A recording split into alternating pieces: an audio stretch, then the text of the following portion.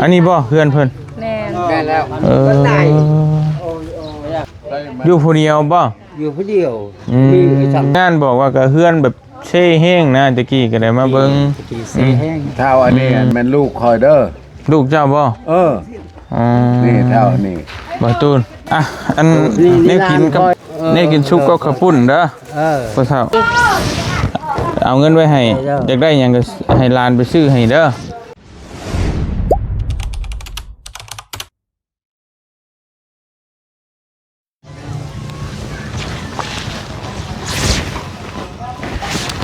พี่น้องไอ้กราบทักทายสบายดีพ่อแม่พี่น้องเปิดสู่ขู่สู่คนนะพี่น้องเนาะบ่ว่าสิอยู่ในและก็ต่างประเทศพี่น้องก็ยินดีต้อนรับเข้าสู่ช่องบ่เตียงทองชาแนลคือเก่าพี่น้องเอ้ยมื้อนี้บ่เตียงก็อยู่บ้านโทนใหญ่เนาะเมืองละมามแขงเซกองบ่เตียงเข้ามาหาทั้งพี่พี่น้องจำได้บ่พี่น้องเอ้ยที่บ่เตียงเคยพาพี่น้องไปสวนยางเนาะมาถ่ายทำวิถีชีวิตน้องน้อยเป็นไม่ห้างและเพิ่นกรีดยางนะไปรับกรีดยางสวนคนอื่นนั่นแหละแล้ววันนี้เฮามาสิบ่ได้ให้เพิ่นพาไปกรีดยางแต่ว่าทางทีมงานลาวใต้ว่ามันมีคนเฒ่าน้องเพิ่นชงบอกว่ามีคนเฒ่าคนนึงเนี่ยเป็นตาสงสารนะอยู่ในบ้านนี้เดี๋ยวที่ให้ทางน้องเพิ่นนี่พาไปเบิ่งเป็นได้ใดพี่น้องเนาะทาง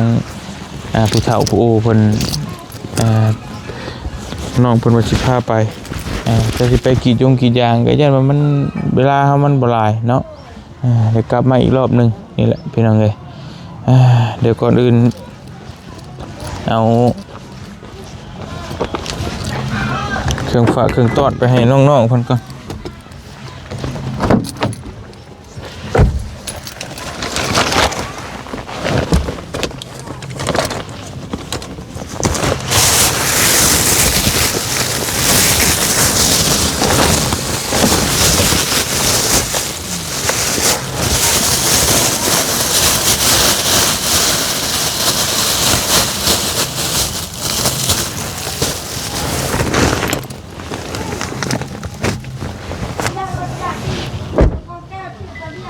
ไป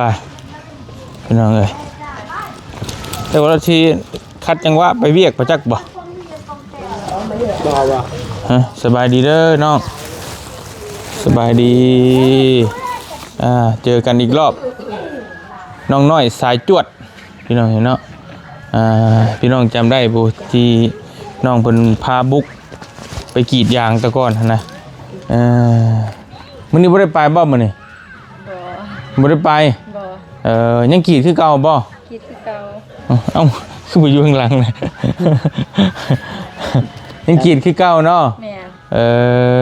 พี่น้องเอ้ยเนาะใช่น้องอันนั้นได้ซะน้อง2คนเพิ่นไปซะน้านี่หมดรู้ป่ะผู้หญิงนะผู้หญิงนั่นที่ว่าเพิ่นให้คิดฮอดแม่เพิ่นน่ะนะพี่น้องเอ้ยเนาะที่ใส่เป็นเหรียญอายบ่เป็นพี่อาย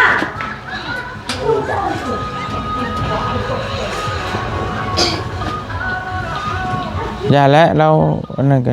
เดี๋ยวเรามีเวียกเฮ็ดบ่เราจะนะ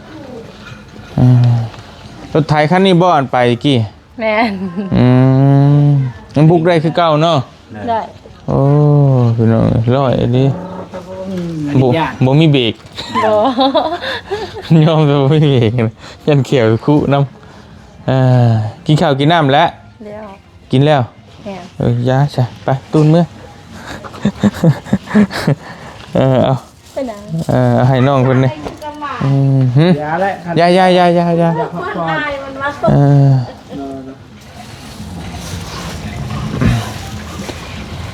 ไปเอาสิไปใช้มือนี่เอาอันให้ไปตู้เพิ่นไว้ก็ได้ซื้อกระปุ้นก็ขจีมาฝากขอบใจลูกใช่เจ้าของน้องมอมวานมีน้องมอมบ่ฮะน้อยเฮาไปเอิ้นน้อยแล้วบัดนี้น้อยชื่อน้อยชื่อน้อยควายอันแนว ลูกสาวเดียวมีแต่มอมคือว่าคือ พ่อกับแม่บ่ได้เอิ้นชื่ มี อ แต่ นะ นางอะ เอิ้นแต่นั้น บ่ได้เอิ้นชื่อ มอมมันแม่นซื้อเนาะบัดน้อยเด้ อ๋อ น้อยแล้วแม่นซื้อ น้อยนี่แม่นซื้อ น้อยเลยสิมอมน่ะคือหยังความหมายว่า นางแบบ นะอ๋ออีหลายนางนี่สิบ่อ๋อโอเคโอเคเข้าใจเข้าใจ ไปว่ามอมนาง เออ บ่ได้เอิ้นชื่อ เออ ความฮักเด้แล้วสองคนลูกแม่ เออ ประเด็นน้องเพิ่นว่ามีผู้เฒ่าอยู่บ้านเนี่ยอยู่ผู้เดียวก็เลยอยากให้ทีมงาน ลองไปเบิ่งว่าซั่น เพิ่นอยู่แบบใดเนาะ เพิ่นอยู่คนเดียวบ่มีไผ ผู้หญิงหรือผู้ชาย ผู้ชาย อ้าวเราบ่มีลูกมีหลานบ่ มีแต่ทำอิดน่ะลูกแล้วเอาเมียแล้วมาอยู่หันแล้วเดี๋ยวนี้เมื่อนำเมียเมื่อบ้าน เออ ไปอยู่คนเดียว เฒ่าเฮงบ่ แม่น ประมาณจักปี30น่าจะแนมใส่ดีนะ กายแล้ว30กายแล้วกายประมาณ กว่า40บาท 50สิเขา60แล้วบ่ ไปเบิ่งก่อนค่ะ ย่างได้ไปเป็นปกติบ่หรือว่าไดเด้อ แล้วก็ย่างได้อยู่ มองก็บ่ฮู้ท่านเห็นน้ำ ท่านได้เคยเห็นมีคน เห็ นี่ นแต่โดนแต่ว่าบ่สู้ได้ลงไปเบิ่งอะนะเพราะว่าเราอยู่ลุม ตอนไปเฮียนหันแท่นแนวมอมลงไปเฮียนอยู่หันตอนยังน้อยเดี๋ยวเรียนมอมบ่ได้ลงมา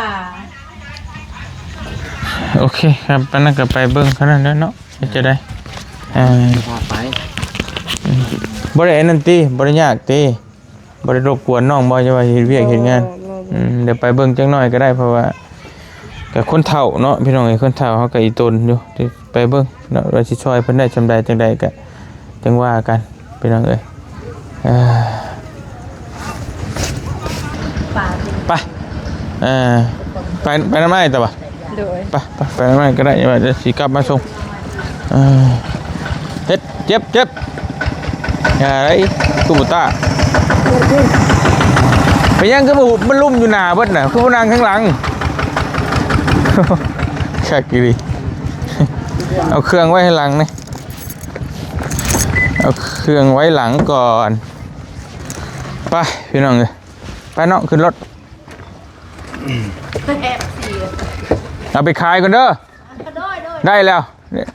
ได้คนหนึ่งแล้ว เดี๋ยวมาแบ่งเดี๋ยวมาแบ่ง เดี๋ยวมันมาแบ่งกันว่าได้สไลด์ที่มาบอกว่า มาแบ่ง ให้ว่าตุ้นนั่งอยู่อ่ะ น้องลงก่อนได้ครับประตูนั่งนี่ ว่าตุ้นนั่งกลาง เพราะว่ามันหยาบนะ ไปนั่งใส่กันนั่งอยู่พี่ห้อนแล้วอยู่พี่เนาะโอเคเด้อไป ไปก่อน เอาพี่น้องเอ๋ยมาฮอดเป็นที่เรียบร้อยแล้วบ้านนี้เนาะ คุณเบ็ดหรอก อันนี้บ่เพื่อนเพิ่น แน่น ได้แล้ว เออ อยากอาทิตย์ยังพันลมที่นี่กับแอบที่นี่ยังไปอะไรโอ้ เขาอยู่ มันลมมันชอบเลย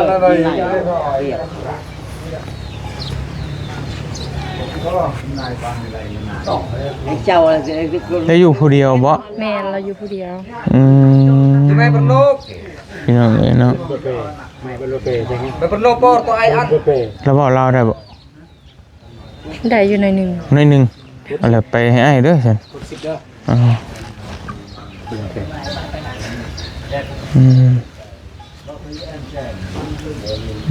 เพื่อนเราก็เน้นหนาเติบอยู่เนาะเบิ่งทรง ชอบมา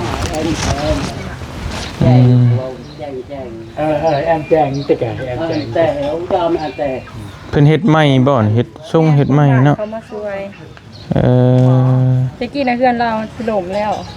แต่คนบ้านเขามาช่วย ในบ้านช่วยกัน แม่น อืมก็ดีแล้วเพิ่นช่วยกันเนาะพี่น้องเอ้ยก็เน้นหนาดีอยู่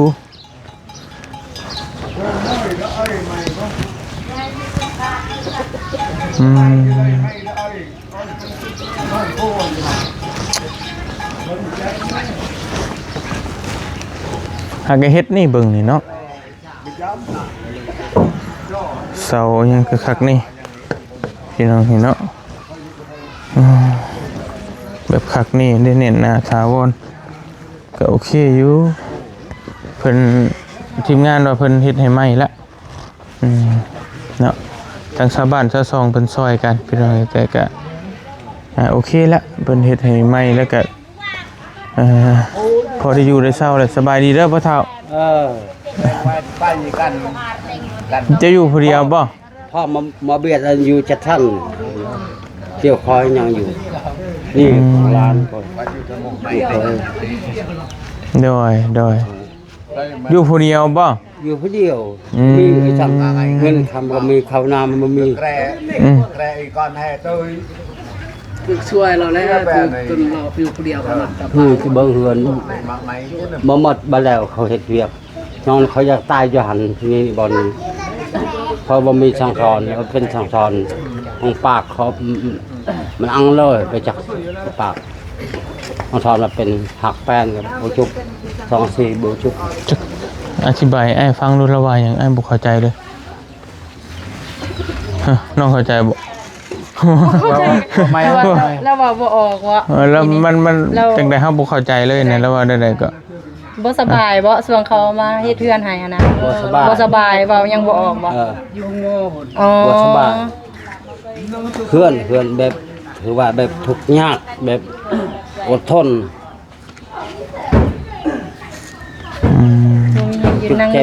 นั่งลงก็ได้พ่อเฒ่านั่งลงเลยนั่งลงอยู่นี่เงาเพื่อนนี่มันเจ็บอยากลอยที่บอกให้ลูกได้ปวดบ่ดอคันว่าลูกชายเราหันยังลูกชายบ่ปะเราผู้เดียวอยู่นี่หันบ่ได้เฮ็ดเพื่อนบัดนี้ลูกชายเราก็เลยปบไปอยู่บ้านนั้นจัดสรรบ้านทองไว้นะเพิ่นไปอยู่ลูกชายเรานี้ลูกชายเราลูกชายเองโตลูกชายกกคั่นน่ะอันนี้ก็เลยย่อตัวนี้ฮะลูกเคยเหล่านี้ย่อน้ำพายเถื่อนเฮ็ดซ่านอันนั้นอันนี้นะลูกเคยนี่ลูกเคยแล้วก็แสดงว่ามีลูกมีหลานอยู่เนาะก็หั่นลูกสาวแล้วหั่นน้องผู้ไปนะอยู่นำลูกสาวบ่ได้อ๋อแม่นว่าฮีดก็ได้หากเพิ่นอยากอยู่ผู้เดียวก็เฮ็ดให้เพิ่นอยู่นำลูกสาวก็ได้เป็นหยังเป็นนั่นนะก็เลยบ้านเมืองหันพยายามเฮ็ดจังว่ามันบ่ได้ตัวรูปเก่าหั่นนะรูปเพื่อนเก่าหั่นตะกี้เฮือนเราเป็นแบบใดตะกี้อันเฮือนหันมุงสังกะสีหักเก่าเรียรอและแอมกับภาคนี่แอมโตคือกันกับลูกเห็นตัวเขาอันนั้นใส่ผ้าปะหนาโดยตัวเก่าหันเป็นแนวนั้นอันนี้ในบัดลูกเรานี่ไปเราก็บ่อยากไปน้ำลูกบัดนี้ลูกชายเราอยากอยู่เมื่ออยากอยู่จังซั่นก็จำเป็นลูกเคยหั่นย่อเราบัดนี้ลงทุนลงห้อนก็เฮ็ดนั่นแหละให้บ้านเมืองเฮ็ดเทือนให้เราอ่ะนะนั่นอายุแล้วจักปีน่ะจะชื่อหยังพ่อเฒ่าจะชื่อหยังชื่อคอยด้วยเป็นชื่อพ่อเฒ่าเป็นอายุจักปีล่ะอยากถึงแล้ว70อยากถึงแสดงว่าท่านได้ถึงกำลังอยากถึงผู้ประการจะเบิ่งฮะผู้ประการต้นตอหน้าตา70มั่งอันนั้นมั่ง6ปลายแหละ60ปลายเนาะที่เว้าเทียบใส่พ่อนี่ก็เพิ่นรุ่นน้องอะไรล่อแล้วน้องได้รุ่นน้องได้รุ่นน้องพ่ออีกเนาะรุ่นน้องบ่แม่นว่าอันนั้นดอกเว้าตัวเว้าต้มตอนนี้ก็โอเคแล้วจะเห็นทีมงานบอกว่าก็เฮือนแบบเซ่แห้งนะตะกี้ก็ได้มาเบิ่งตะกี้เซ่แห้งแม่นแล้วคนซอยแล้วตอนนี้ชาวบ้านชาวเมืองซอยเพิ่นก็ดีแล้วก็ดีใจนำชมเชยนำเนาะก็ซอยไปจังซี่แหละความอันนั้นทุกความจนก็จนตอนยามทะเลเขาคิดพวกมือสุภาพเบิ่งเอาคนทุกข์ยากอันนี้เขาเบิ่งบ่ทันเพื่อนอยากล่มพออยู่เป็นพวกลูกเคยตกลงว่าเฮ็ดเครื่องบ่จุบว่ากะยาแนมได้อยู่เพิ่นเว้าสังซี่ก็บ่จุบแปลนก็บ่จุบ นี่แอมผักทีนี่ครึ่งบัดหัวฝนตกเลยมันสะมัดอยู่ในเปียกมัดในพันลมบ่มันมี มันตัวใหม่ เบิ้งทางนี้มันชอดเลยทั้งคนเลยทางคนที่กลัวตัวนี้มันชอดเลยเปียกบ่ทันเฮ็ด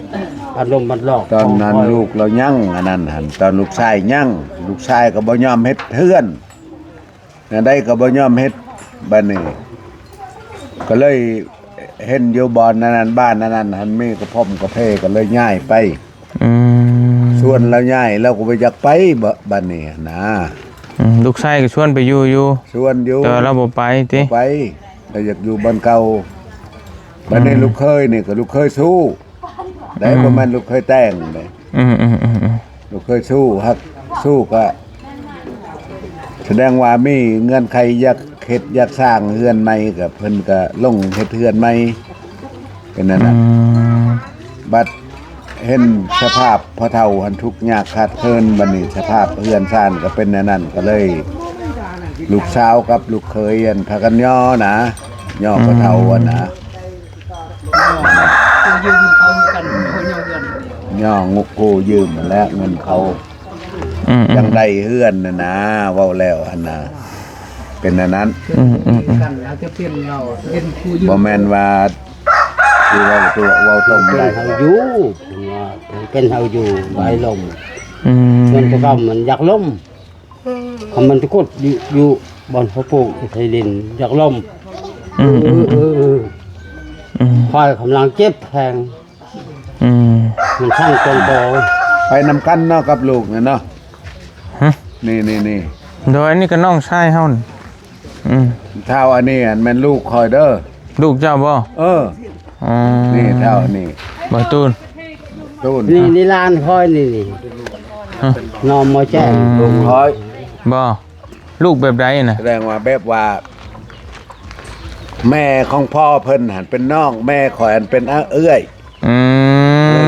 ลูกง่ายลูกน้องเนาะเป็นหลานเนาะเป็นหลานก็ทำว่าลูกกันแล้ว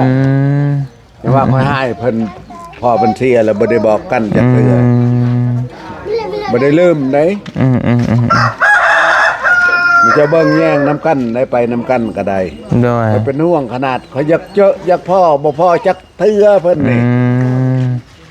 เดี๋ยวนี้แล้วเขาจึงฮู้พ่อแล้วจักว่าหยังกับหลานเว้าแม่เว้าไว้กันเนาะสิว่าไว้ทั้งสิว่าให้ไปเฮ็ดเวียกเฮ็ดงานนำลูกนำเต้าดีๆหั่นแหละ1 2มาคันมีเงินทองก็ให้พ่อแน่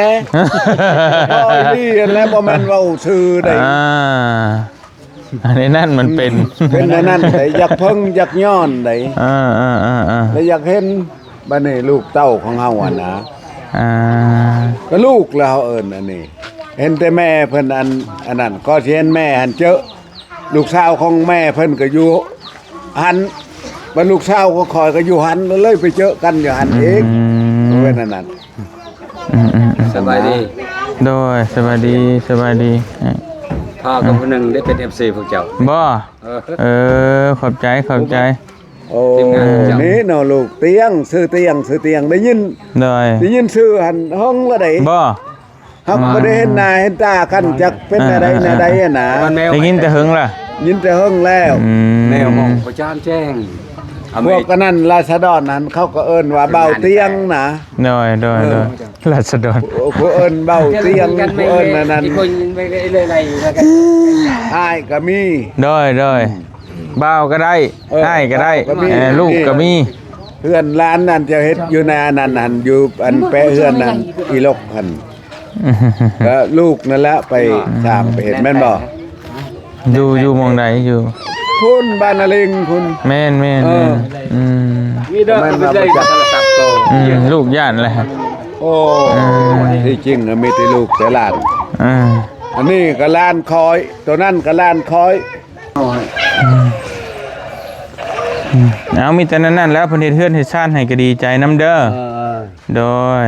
ตอนนี้เจ้ายังขาดเคินยังแน่ตอนนี้แรงก็ต้องดังครับ ตอนนี้นี่บ่มีหยังแน่อยู่เฮือนเพราะว่าบ่มีหยังข้าวน้ำตำปลากินจังได๋บัด ทำนี่พวกลานคอยใช้ โอ้เขาให้บ่คนข้างเฮือนเอาให้ แล้วเงินคำคนมีไม่ได้ช่วยไม่ช่วยเข้านาม แต่คล้ายๆก็คือมีพี่น้องข้างเฮือนก็เอาของมาให้ประมาณนั้น บางเว้นทำนี้ตอนแรกทำนี้ เจ้ากินหยังก็ได้บ่ ท่าน เด้อ พะโล้แต่นี่ความทุกข์ยากท่านลูกหลาน แสดงว่านี่พอกินหยังก็ได้เลยหมู่ให้หยังก็กินเบิด กิน เขาทับง่ายบุญคุณ ยังเป็นกินทำไมหมอนไม่เหลือหมอนไม่หมอนผูทำไมเพราะในผูใบไม้ยังหยกทำไมใบหมอ บ่ตุนโทรศัพท์รอได้แสดงว่าดีแล้วยังมีเพื่อนอยู่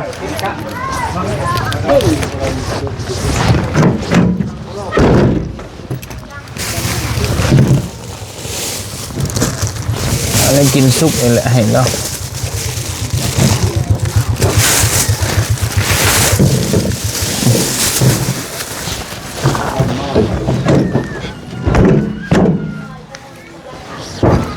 อ่ะอันแนวกินกับแนวกินซุปก็ข้าวปุ้นเด้อพ่อเฒ่าเอาไว้ซื้อเดี๋ยวอันเฮาซื้อมาแล้วก็ไปเอาเงินไว้ให้ซื้อกิน นบนบขอบใจดี เอาเงินไว้ให้อยากได้หยังก็ให้หลานไปซื้อให้เด้อแนวกินแนวอยาก ขอบใจเด้อ โดยเข้าซะบ่ขาดแค้น ใจเอา เอาน้ำเด้พี่บ่ เดี๋ยวมื้อหน้าก็สิซื้อมาฝากที่ได้ขาดเข้าหั่นแหละ บ่ถึงปีหนึ่งแล้วแพ้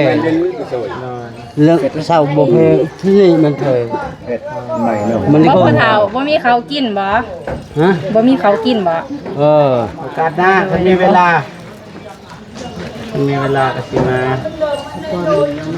เดี๋ยวมื้อหน้าสิซื้อข้าวมาให้เด้อโดย อันนี้เฮือนลูกเราติร้านลูกเคย โอเคแล้วมีลูก ครับคนมันลาน9คนอยู่หัน มีลูกมีหลานเบิ่งแย่งอยู่ก็โอเคแหละ อยู่ โดย อยู่คนเดียวหลังจากคนมันเบิ่ง ไม่เมื่อหรอกอาตูน ไปฉันทำเมื่อป้าเด้อเอาเมื่อป้าก็เด้อบัดนี้เด้อ เข้าใจ อยู่ดีมีแฮงเด้อโดยไปพี่น้องเอ้ยโดยเด้อ เจ้า เบิ่งแย่งน้ำกันเด้อลูกเอ้ยตัวลูกเขาแล้วนี่กับตัวนั่นก็แม่นมัดนี่โดยอากันนี่เพิ่นบ่มีจำเป็นเขาน้ำมัน ได้มาเว้นสิ โอเคไปพี่น้องเดี๋ยวบ่เตียงก็ขอตัวเดินทางกลับก่อนก็มาเบิ่งแล้วก็ทางบ้านเมืองเพิ่นก็ซอยอยู่เนาะก็ถือว่าเป็นเคสที่แบบผู้เฒ่าก็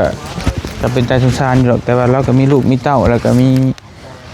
คนรอบข้างเบิ่งแยงอยู่เพิ่นก็บ่ได้ปะบ่ได้ทิ่มเนาะแต่ว่าเฮาก็ซอยตามเหตุตามปัจจัยเนาะเอาได้มาแล้วก็ซอยเงินซอยคำแนวกินแนวอยากไว้ให้เราพี่น้องถ้ามีโอกาสหน้าพาใหม่มาอีกก็เฮาก็สิซื้อข้าวมาให้เราไปกินนั่นแหละผู้เฒ่าก็บ่มีหยังหลายมีแต่แนวกินแนวอยากเนาะพอได้กินประทังชีวิตไปวันๆก็โอเคละเอื้อนซ่านเพิ่นจำนี้ก็พออยู่แล้วพี่น้องเอ้ยเนาะไปสำหรับมื้อนี้บ่เตียงขอตัวเดินทางกลับก่อนอยู่ดีมีแฮงเบิดสุขทุกคนนะพี่น้องเนาะมุกขอบใจหลายๆเด้อพี่น้องเอ้ยเบิดสุขทุกคนเดินทางกลับก่อนบัดนี้สบายดีเด้อพี่น้องเด้อไปบ๊ายบาย